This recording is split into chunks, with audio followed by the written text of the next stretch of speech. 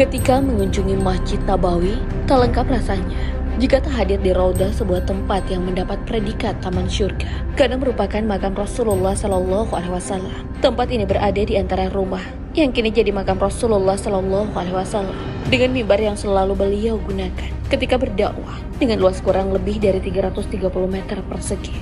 Raudah adalah tempat yang mulia dan istimewa, sebab disinilah sekitar 1400 tahun yang lalu Rasulullah Shallallahu Alaihi Wasallam beribadah, sholat, berdakwah serta tempat sholat sahabatnya. Karena alasan tersebut, Raudah dan makam Rasul menjadi area favorit para jamaah untuk berdoa dan mendekatkan diri kepada Allah Subhanahu wa Ta'ala. Apalagi tempat ini dianggap sangat mustajab, di mana tingkat penerimaan doa-doa kita insya Allah 100%. Dalam beberapa riwayat dijelaskan manfaat ketika kita berkunjung. Sabda Rasulullah Shallallahu Alaihi Wasallam, "Barang siapa berziarah makamku, maka patut mendapat syafaatku." Hadis riwayat Al-Daraqutni, Al-Bazzar, Al-Tabrani, dan Al-Haythami. Saking ramainya, pihak Arab Saudi memberikan aturan batasan pengunjung kepada para jamaah yang ingin masuk ke Raudah, terlebih saat bulan Ramadan. Memang banyak keutamaan yang dijelaskan ulama ketika mengunjungi tempat ini. Syekh Yusuf Qatar Muhammad misalnya, beliau pernah mengatakan, jika berziarah ke makam Nabi Muhammad SAW adalah seagung-agungnya ibadah dan merupakan ketaatan yang lebih dapat diharapkan diterima di sisinya.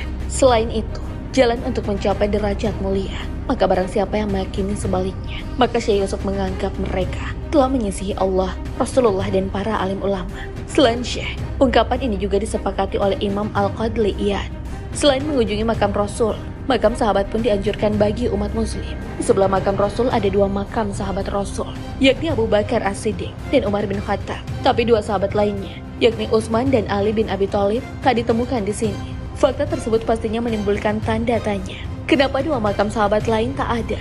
Padahal keduanya juga termasuk Khulafa Rasyidin, para pemimpin setelah Rasulullah.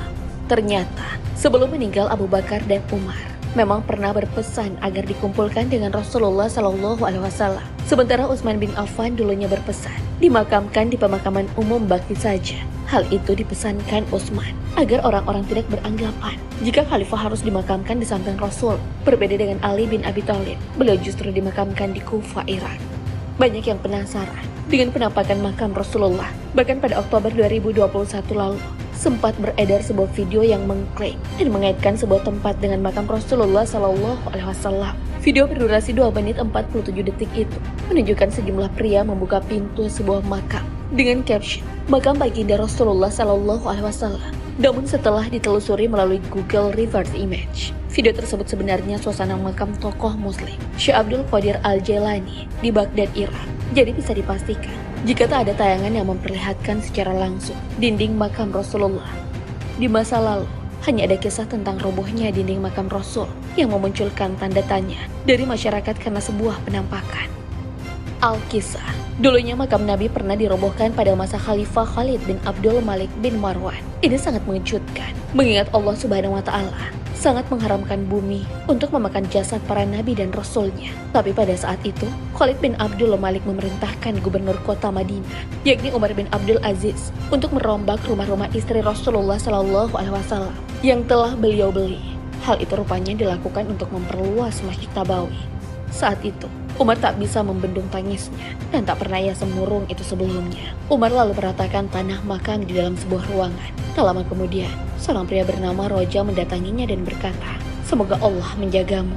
Jika kau sendiri yang melakukan hal itu, orang pasti akan mengikutimu. Lebih baik kau perintahkan orang lain saja untuk memperbaikinya." Umar bin Abdul Aziz mengikuti saran pria tadi dan memerintahkan orang lain untuk memperbaiki makam tersebut. Namun ketika pria itu membongkar kamar yang melihat ada sepasang kaki yang nampak, Umar terkejut bukan kepala. Masyarakat akhirnya berkumpul dan berunding tentang apa yang baru saja mereka saksikan. Karena terlihat seperti kaki orang yang masih hidup, banyak yang mulai mempertanyakan siapa pemilik kaki tersebut. Beberapa orang mengira jika bisa saja itu telapak kaki Rasulullah Shallallahu Alaihi Wasallam. Misteri kaki tersebut masih menggantung. Sampai kemudian Urwah bin Zubair datang dan mengkonfirmasi jika kaki yang dilihat bukan kaki Rasulullah, melainkan kaki Umar bin Khattab. Gubernur Umar bin Abdul Aziz lalu memerintahkan makam tersebut ditutup dan dikembalikan posisinya seperti semula.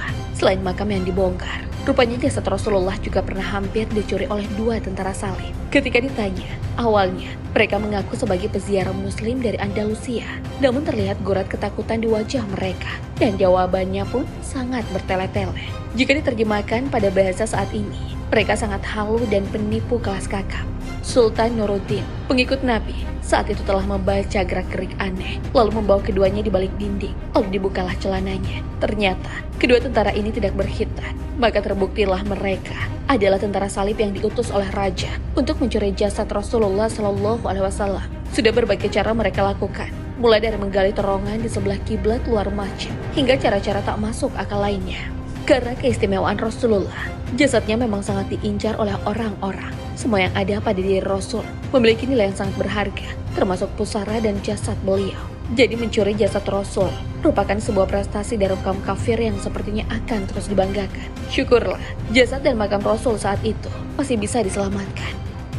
Hanya saja, episode renovasi makam Rasul terus berlanjut. Beberapa tahun lalu, tepatnya pada tahun 2014, sebuah dokumen rahasia milik Arab Saudi bocor dan menjadi sorotan publik hingga media internasional.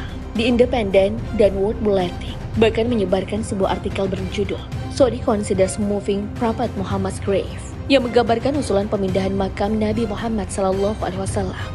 Dalam laporan setebal 61 halaman tersebut, dijelaskan bahwa makam termasuk kerangka jenazah Nabi Muhammad yang kini berada di kubah hijau Masjid Nabawi di Madinah akan dipindahkan ke pemakaman Al-Baqi yang letaknya tak jauh dari Masjid Nabawi.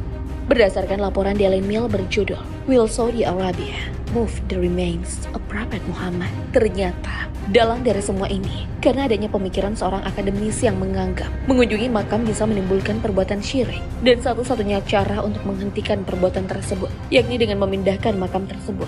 Rencana ini tentunya menuai banyak kritik dari berbagai kalangan. Menurut Direktur Yayasan Penelitian Peninggalan Islam Saudi, Dr. Irfan Al-Alawi, pemindahan makam sudah dipastikan akan menimbulkan genderang perang dan kerusuhan serta memicu ketegangan dari berbagai pihak. Beruntung, pihak kerajaan dan penanggung jawab Masjid Nabawi tidak ada yang sepakat dengan ide tersebut demi mengantisipasi kerusuhan seperti ISIS dari Irak atau perpecahan antara kaum Syiah dan Sunni serta organisasi keagamaan lainnya. Apalagi, makam ini adalah salah satu terpenting umat muslim setelah Ka'bah di Mekah.